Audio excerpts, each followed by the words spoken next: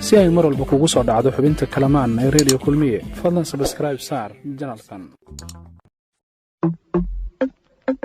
koonkan aadmiga jooga qof kasta kurbadiisiyo kaskiisu hadlayaaho dadku waa kalamaan haddii aad kululaato halla boodin ka shee kaalintaada ka qaado dadku waa kalamaane wixii kula wanaagsan qaar baa kohanayee ha kasoomin dhegayste dadku waa kalamaane intaasi waa kaftan waane markanna ku soo dhowaada xubintii kalamaan war kalamaanay waxaa la yidhi sida ay dastuurkiya qabaan xeerarkii qaranku doorashaduna ugu qeexan tahay qodob caddaynaya 4 sanaba jeer baa qawaman inay qabsoontahay dadka oon qallooc wadin haddii hawl la qabanayo iyadoo qasdiga laga mid yahay qaabka loo marayo uunku wuu ku kala qaybsamaa ruuxba suuqabe qorshe lagu heshiiyiya hannaan la isla wada qaato yaa qoraalka lagu muujiyaa laguna qaydaaye oo ruuxba lagu qaybiyaa hawl khusuusiyahe markaasee hagaag loo qumiya qaaya leedahay qiyaasliin ninkii hidinayow taadu waa qalade hawl kastoo qarqoosh lagu qalana way qarribantahay haddii madaxdu jeer ay isqabteen qowlna ku heshiisay mar haddii khilaafkii dhex yiilqaansan lagu tuuray quus baa la joogaye haddii food la qaban doono qaraarkii ka soo baxay shirkee loo qadimay uunka waa mid shacabku uu qaadan karo qaabkii loo dhigaye qanaacana u wada muujiyo qoorta loo lulaye hambalyana qaduuc lama noqdee way u qalantaaye maansadu murtay ku qotontaa aad u qaran weyne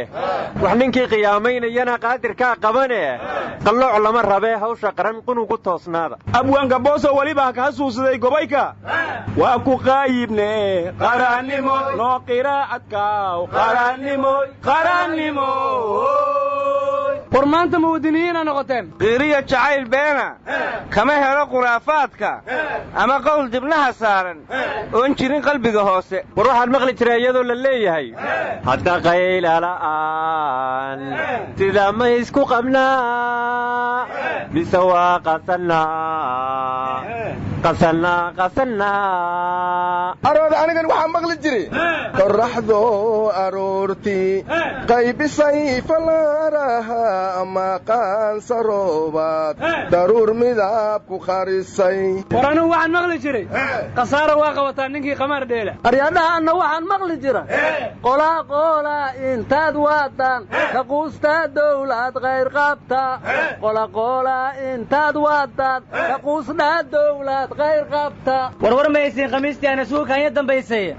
ayadoo habeenkii wadnaha farta lagu hayo oo dadka qaar u shidan tahay heestii wadnahay dhugley dhug ayaa hal mar xaaladii isbedeshay nabaduna waa macaan tahay isla markii madaxdu ay dhaheen waa heshiinay shacabkii wuxuu yidhi nabadey macaaney nicaa udgooney war shacabku sii batiri badana qaar kalena waliba sidan ay tahay ha nabada nasla nuugale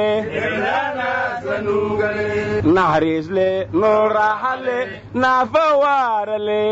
arooda habeenkaas madaxda markii hadleenoo waa heshiin ay dhaheen dadkii xaafadeena joogoo dhan waa heeseen waxayna dhaheen madaxyahay wanaagsani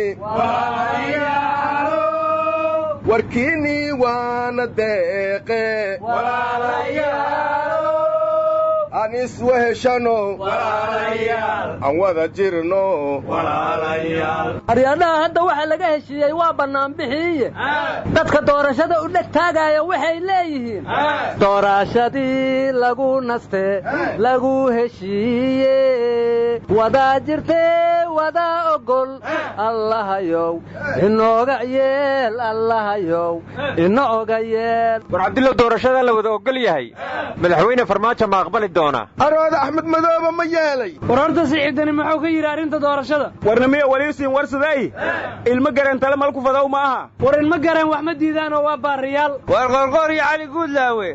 nabadoonnay noqdeen war makaalintii madaxweyne farmaajo meel cidlaa ka heleen warwar ma haysiin ra'iisul wasaare rooble walaalayaalow ana idiin jooga miyuu yidhi ilbaabadaysiin furyiin markalka nagay gadaasheeda ayaan cid kale laga raadine ciddii cabasho qabta aniga hayla soo xidhiidha miyuu yidhi hadda raashinka waa cuni karaa maa sinine warwarka ii dhex gelinine ra'iisul wasaare Roble wuxuu u bareeray wadahadal inuu la galo musharaxiinta wuxuu kaloo u bareeray inuu gar qaato raaligelinna uu ka bixiyo wixii dhacay musharaxiintuna way aqbaleen marba haddii odaygii ka garaabay marka waxaa ii muuqata ra'iisul wasaare Roble inuu doorkiisa qaadan rabo war ra'iisul wasaare Roble hadduu ku dhiiraday inuu mucaaradka la shiro ama wadadii qayra qaada war qayra waagii xilka 7 daqiiqo looga qaaday madaxda iyo baarlamaankuba ilkay lahaayeen araada hadda cirid caruurad ma yeeshteen Roblow nin rafaadi jiray abid hadduu raaxa weyn helo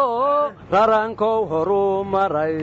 raacda ugu malaabtee ugaasi rucleeya ilaa waa ku rubaad go'ay miyay maraysaa war madaxweynayaashii hore iyo musharaxiinta kaleba iyo xubnihii dawladda Roble hogaaminayay tallaabo wanaagsan bay qaadeen marka kalamaanay anigoo afkiina ku hadlaya waxaan ku talin lahaa dadaalkaas inay sii laba jibaaraan haddii la wada hadlana Soomaalida waxa xaqiiqo ah inay heshiinayso laakiin haddii la kala aamuso dadkana loo kala warramo dhibaatadu way sii fogaanaysaa arunta ilka wada jiray wax ku gooyaan way kala jiree lamadiisa weelaan artus iyo weela muwayta sidii weelaan ay adma ku kooyaso leeri wax ismaayeelene dad yow kala warama niyaad ka wada war meesiina ra'iisul wasaare Roble madaxtooyada mucaaradka hotel Jasiiro kormeer ku tagay rag badan ayaantan ay dawladda isku fiicnaan kaameraduna waxay qabatay Roble iyo General Indhacdo is hortaagan oo qoslaayeen waxay isu sheegayeen alla og laakiin waxa loo qaatay in ra'iisul wasaare Roble yiri Indhacdo maxaa u tiri dalka dawladdu kama jirto miyaadan ka baqayn in lagu xiro aniga waxay la tahay General Indhacdo inuu ku jawaabay ra'iisul wasaare ha u bixin barankii aan dawladdu ku sameynayay hay'ada war badawlima ay hayso horta maanan baranine barankigu muxuu yahay war barankigu waa riwaayadii oo filim horror laga dhigay ariya wax ma taqaanida baranki waa kaftan dadban war waxa la yiri jacaylku baranki maaha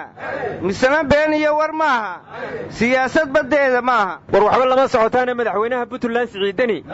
oo maanta shirka saxaafadda Puntland furayay wuxuu yiri war mar kale madaxweyne farmaajo soo wacay miyuu yiri war madaxweynaha gadan ka fuji weynay maxaan Soomaali xalinaa miyuu yiri ciidanka gorgoryoon ee haramad hal isku ilaaliyo eray araada shirka xalan alu qabto madaxtooyada lama aamini kare ma siri waa ra'iisul wasaare cashada iga diiday sidoo musharaxiinta ula casheeyay miyuu yiri warwarka wala waalan jirteena hayga dhaxgeline madaxweyne Dani wuxuu u digay dadka baraha bulshada waxay rabaan ku sheega warbaahinta Puntlandna wuxuu u sheegay waxsan bulshada inay u sheegaan oo aysan xumaan kaliya faafin war madaxweynaha Puntland Dani waxa kale uu yiri waagii hore qabiiladu inta meel degaan ayay barkado qodan jireen hadda sareer walba waxay dhaheen aan ismuujinno oo aan kaamirad gadanno si aan Facebook u shidanno hadalkeena meel dheer u gaaro aryaadaha Dani waxa kale uu yiri waxaan qaati ka joognaa dad qurbaha live ka soo galo waxay rabaan isaga warrameeyaa qabahaaya war ma haysan wasaaradda warfaafinta Soomaaliland laftigeeduba saxaafaday maanta u digtay waxayna sheegtay inay ciidanka Soomaaliland ku been abuurteen kadibna waxa lagu amray saxaafadda beenta ay sheegeen inay saxaan haddii kala tallaabo laga qaadayo marka meel kasta saxaafadda waa lagaga dhagan yahay aryaadaha saxaafadda iyaga laga rabaa inaysan xaqiiqda ka fogaan Cabdulla wadii la iska maago warkooda la dhibsadana war Soomaaliland war uma haysin xalay waxa Hargeysa ka dhacday wiil dhalinyaro ah oo kor u taagay calanka Soomaaliya ayaa xabad lagu dhaawacay war maxoogaga wadaniintu kamid aha wiilka yari war cirka fiirintiisa la isku haystay macalin oo Hargeysa ku dhex babiyay war dhalinyarada koox tir badan ahaayeen adeeri wiilkii la dhaaway maahan inta kalena habsiga liimal ku waraabiyo adeeri war wasiirkii hore arrimaha dibadda Ismaaciil Horre Buuba hadilmayo miyo bilaabay haddana kamid ah madaxda xisbiga mucaaradka ah ee wadani wuxuu yiri anigu waxaan aaminsanahay Soomaalinimo Soomaalina kala tagi mayso waxaan ku talinayaa buu yiri Somaliland joog Djibouti joog Ethiopia joog Soomaali joog iyo NFD joogba in sidan si dhaanta lagu midoobo war Ismaaciil Buuba wax badanuu midnimada soomaaliya ka shaqaynayey markuu waayena hargeysu iska fadhiistay otanimaya xisbiga wadani inuu wadani yahan u maleeyaha aryadaha waa iska qayla dhaamihaysiine nimanka maraykanku lacagta kor saaray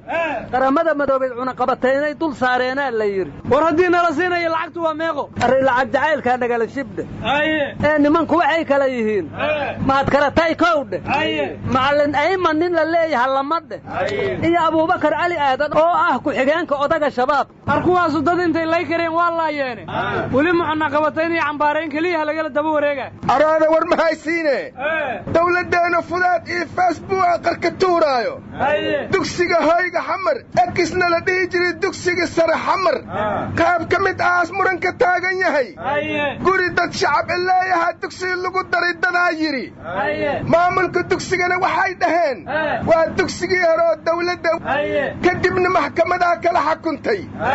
kadibna booliskaa fulin oo la tegey kadibna qaybaa la dumiyey kadibna facebookaa la soo dhigay baraaraa dhacday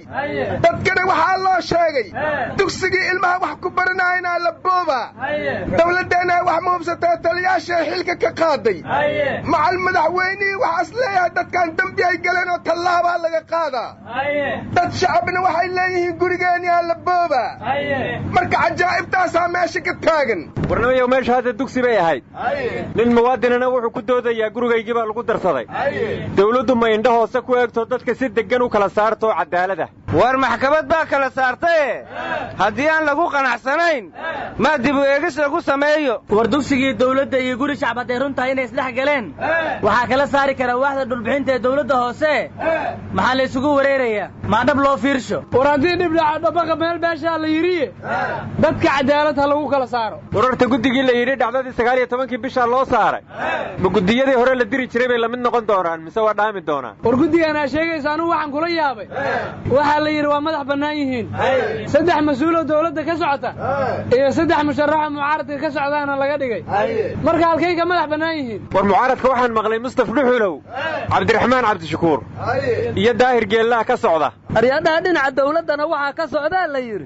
guddoomiyaha gobolka cumar finish xasan xundubey wasiirka amniga iyo wasiir ku-xigeenka warfaafinta cabdiraxmaan alcadaala warnamiyaw geelkasay dadkii dhayla iblendiray weydiisiyey war nimankaas waa laisku khataarayey cabdiraxmaan cabdishakuur asagoo dheerow bannaanbaxa hogaaminaya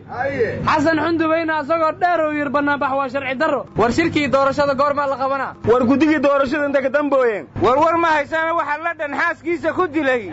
nin soomaaliya oo la yidhaahdo xuseen yuusuf cigaal maxkamadaana la saaro waxay ku xukuntay xabsi daayin aryaa hadday ku caddaatay inuu xaaskiisii dilay in la dilay bay ahayd war wax ma ogidiine daarowgaas oo beledweyne u dhow waxaa lagu duugay meydka allah u naxariistay ugaas xasan ugaas khaliif xilkiisana waxaa sii haynayaa la yidhi inta ugaas laga duubaayo ugaas xasan ugaas maxamed oo markuu gurceel ka soo tago beledweyne aad loogu soo dhoweeyey aryaa ugaas xasan minow hadda labada beeloodba ugaas u yahay